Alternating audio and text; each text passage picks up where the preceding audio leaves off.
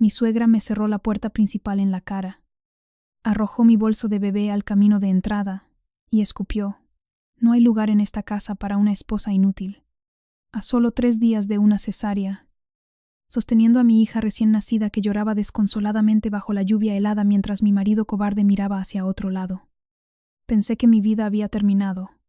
Mis suegros creyeron haberme despojado de mi dignidad, mi hogar y mi futuro.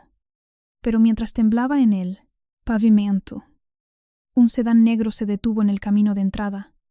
La puerta se abrió y mi madre salió. No con lágrimas, sino con un abogado astuto y una carpeta oficial en sus manos. Cuando el abogado sacó la escritura de propiedad y dijo: «En realidad, esta no es su casa», la cara de mi suegra se puso completamente pálida. Lo que sucedió después borró las sonrisas de sus rostros para siempre, demostrando que la crueldad siempre tiene un precio. Mi nombre es Sara Benítez. Tengo 31 años y hace 3 días me sometí a una cesárea de emergencia para traer al mundo a mi hija, Liliana, cuando mi esposo, Marcus, me llevó a casa desde el hospital. Esperaba alivio. Esperaba acostarme en mi propia cama y finalmente respirar. En cambio, en el momento en que llegamos al camino de entrada, mi suegra, Eva, estaba de pie en el porche delantero con los brazos cruzados. A su lado estaba mi suegro, Ricardo, con una expresión indiferente. Antes de que pudiera siquiera cruzar la puerta principal, Eva la cerró de golpe en mi cara y puso el cerrojo. Se acercó, agarró mi bolso de bebé lleno del porche y lo arrojó sobre el césped húmedo del camino de entrada. «No hay lugar en esta casa para una esposa inútil», escupió, su voz lo suficientemente fría como para congelar el aire de verano. Me quedé allí, completamente incrédula, aferrando a mi recién nacida que lloraba contra mi pecho, cada músculo de mi abdomen gritando de agonía. Eva exigió que le entregara todos mis ahorros de baja por maternidad de inmediato para pagar el alquiler por quedarme bajo su techo. Cuando me negué a renunciar a mi única red de seguridad financiera, decidió que mi tiempo se había acabado. Miré a Marcos, esperando que interviniera para proteger a su esposa y a su hija recién nacida, pero él simplemente evitó mis ojos, mirando sus zapatos como un cobarde. Creían haberme despojado de todo mi hogar, mi dignidad y mi futuro. Pero lo que Eva no se dio cuenta fue que su cruel ultimátum estaba a punto de desatar una tormenta que nunca vio venir. La lluvia fría comenzó a caer, mezclándose con el sudor de mi frente mientras temblaba en el pavimento de hormigón. Liliana estaba gritando ahora, sus pequeños pulmones forzándose contra un frío húmedo, y cada grito se sentía como una daga que me atravesaba el corazón.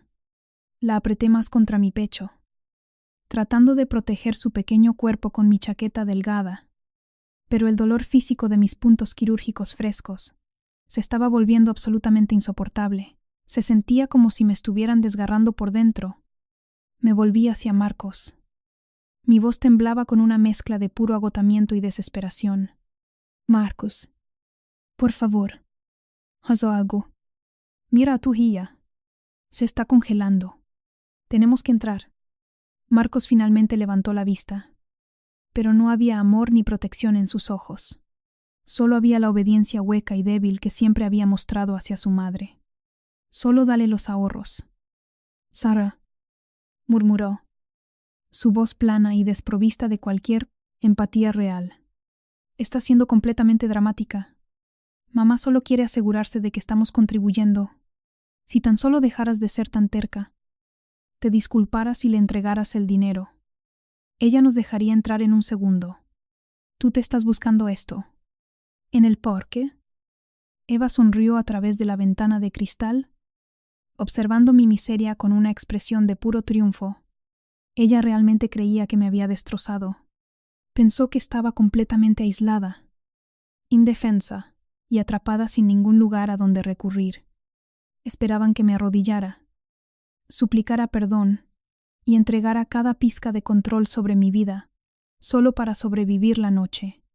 Pero mientras miraba la cara cobarde de mi marido, algo dentro de mí se endureció. La chica llorosa y vulnerable que pensaron que podían manipular fácilmente desapareció, reemplazada por una madre que haría lo que fuera necesario para proteger a su hija, justo cuando mis rodillas comenzaron a doblarse por el dolor insoportable. El suave rugido de un motor resonó por la tranquila calle residencial. Un elegante sedán negro se detuvo directamente detrás del coche de Marcos, sus faros cortando la lluvia que se oscurecía. La puerta trasera del pasajero se abrió y mi madre, Elena, salió. No parecía nerviosa ni llorosa. Su expresión estaba pétrea, irradiando un aura de autoridad fría e innegable. A su lado salió un hombre alto que llevaba un grueso maletín de cuero. El señor Vigil, uno de los abogados inmobiliarios más implacables de Madrid. Marcos parpadeó confundido mientras mi madre se apresuraba, envolviendo una manta cálida y seca alrededor de Liliana y guiándome hacia el cálido interior de su coche. «Entra, Sara», susurró ferozmente, sus ojos fijos en los míos con una protección feroz. «Yo me encargo». Antes de que Eva o Marcos pudieran procesar lo que estaba sucediendo, Elena y el señor Vigil subieron directamente los escalones del porche. Eva abrió la puerta ligeramente. Su desprecio regresó. «Elena, ¿qué es esta tontería? Sal de mi propiedad antes de que llame a la policía por allanamiento de morada». El señor Vigil no se inmutó. Desabrochó su maletín. Sacó un documento enmarcado y sellado con un sello oficial dorado. Y se metió directamente en el espacio personal de Eva.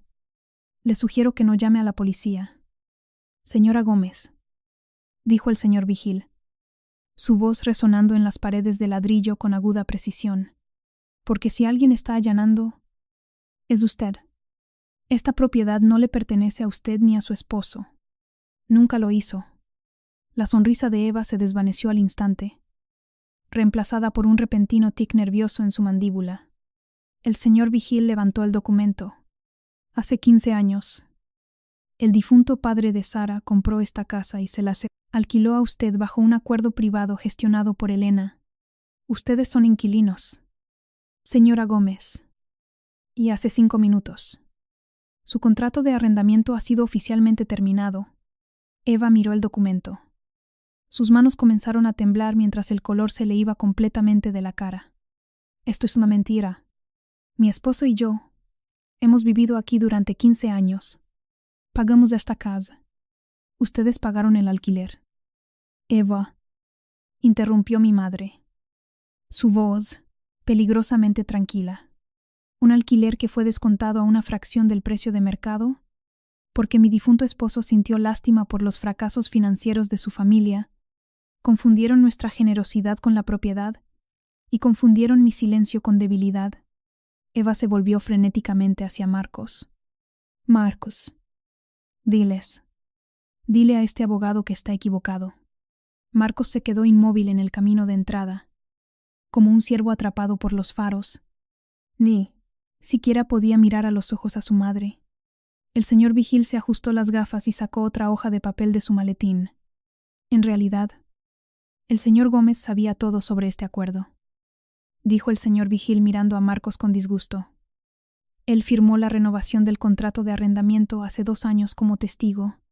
Sabía que sus padres no eran dueños de esta casa. Sin embargo, permitió que su esposa fuera arrojada a la calle bajo falsos pretextos. Jadeé desde dentro del punto, Kosh, viendo cómo la postura cobarde de mi marido se derrumbaba aún más. Él lo había sabido todo el tiempo. Había permitido que su madre interpretara a la matriarca arrogante y me abusara durante años, todo mientras se aferraba a una mentira masiva. Además, continuó el señor Vigil acercándose a Eva, los términos de su contrato de arrendamiento establecen explícitamente que cualquier intento de excluir ilegalmente a la familia del propietario de las instalaciones o cualquier falta de cobertura de los impuestos municipales sobre la propiedad, que actualmente usted tiene un retraso de 3 años, constituye un incumplimiento inmediato del contrato. Usted ha violado todos y cada uno de los términos. Señora Gómez. La boca de Eva se abría y cerraba como la de un pez fuera del agua, su arrogante compostura completamente destrozada. El tranquilo vecindario de repente se sintió completamente en silencio mientras la dura realidad de su codicia se derrumbaba a su alrededor. Eva retrocedió del porche, agarrando el marco de la puerta, como si la casa se le estuviera escapando de las manos. Lo cual, literalmente, estaba sucediendo. No pueden hacernos esto. Chilló. Su voz se quebró con puro pánico. Ricardo, sal aquí. Están tratando de robarnos nuestra casa. Ricardo se apresuró a la puerta principal, pero tan pronto como vio el sello legal en los documentos y la fría determinación en los ojos de mi madre, su rostro se quedó completamente en blanco. Conocía la reputación del señor Vigil. Sabía que no tenían ninguna base legal para defenderse. El señor Vigil sacó el último documento de su carpeta y se lo entregó directamente a Ricardo. Debido a que ustedes han incumplido 3 años de impuestos sobre la propiedad por un total de más de 20.000 euros, y debido a que ustedes encerraron ilegalmente a la hija de mi cliente mientras se encontraba en un estado vulnerable post-médico, hemos obtenido una orden de desalojo de emergencia. Una orden de emergencia, jadeó Eva. Sus manos temblaban incontrolablemente. ¿Qué significa eso?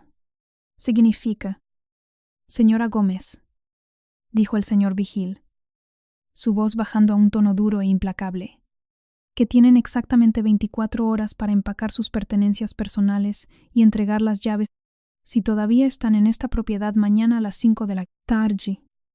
La policía local los desalojará por allanamiento criminal y Elena presentará cargos completos por fraude fiscal sobre la propiedad.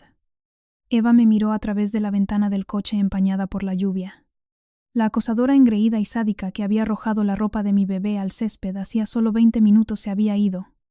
En su lugar había una mujer aterrorizada y desesperada, dándose cuenta de que su arrogancia la había dejado sin hogar. Había intentado destruirme, pero al hacerlo, se había deshecho por completo a sí misma. Mi madre volvió al coche, lo puso en marcha, y nos alejamos, dejando a Marcos y a sus padres de pie bajo la luz del porche, paralizados por el horror absoluto. Nunca pasé otra noche en esa casa, y nunca miré hacia atrás. Con la ayuda del señor Vigil, me mudé a un apartamento tranquilo y pacífico, pagado íntegramente con mis propios ahorros, los ahorros que Eva había estado tan desesperada por robar. A la mañana siguiente, firmé la documentación para iniciar los procedimientos de divorcio contra Marcos. Solicité la custodia legal y física total de Liliana, junto con la máxima pensión alimenticia. Cuando Marcos se dio cuenta de la magnitud de lo que estaba sucediendo, intentó arreglar las cosas. Me llamó docenas de veces al día, llorando por teléfono, rogándome que reconsiderara. Afirmó que lo sentía, que había estado atrapado en el medio y que sus padres ahora se alojaban en un pequeño y lúgubre motel porque no podían permitirse un alquiler adecuado. Pero bloqueé su número. No había estado atrapado en el medio. Había elegido un bando en el momento en que dejó que su esposa post-cirugía y su recién nacida se congelaran bajo la lluvia. Durante el acuerdo de divorcio, Marcos se vio obligado a ceder sus derechos sobre cualquier activo conyugal para compensar los años de alquiler impago que su familia le debía a mi madre. En 6 meses, el divorcio se finalizó. Eva y Ricardo se vieron obligados a liquidar sus ahorros para pagar su enorme deuda fiscal y finalmente se establecieron en un apartamento destartalado de un dormitorio al otro lado de la ciudad. Marcos se quedó sin nada, sin casa, sin ahorros y sin familia detrás de la cual esconderse. Había recuperado el control total de mi vida, mis finanzas y el futuro de mi hija. Un año después, mientras estoy sentada en el salón soleado de mi nuevo hogar en Estepona, Málaga, viendo a la pequeña Liliana dar sus primeros pasos por el suelo de madera, una profunda sensación de paz me invade. El dolor de esa tarde fría y lluviosa se siente como un recuerdo lejano, pero la lección me acompañará para siempre. La crueldad y el engaño siempre traicionarán a la persona que los utiliza. Eva intentó tirarme como basura para afirmar su poder, pero todo lo que hizo fue exponer su propia codicia y perder el techo sobre su cabeza. Marcos pensó que mantenerse en silencio le daría comodidad, pero su cobardía le costó a su hija y su futuro. Defender mi postura no fue fácil, pero fue la mejor decisión que he tomado.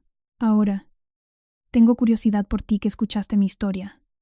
¿Qué habrías hecho si hubieras estado en mi lugar? ¿Alguna vez tuviste que enfrentarte a suegros tóxicos? Comenta tus pensamientos a continuación y déjame saber desde qué ciudad o país estás viendo para que pueda ver hasta dónde ha llegado mi historia. No olvides darle a me gusta y suscribirte para más historias reales. Gracias por ver hasta el final.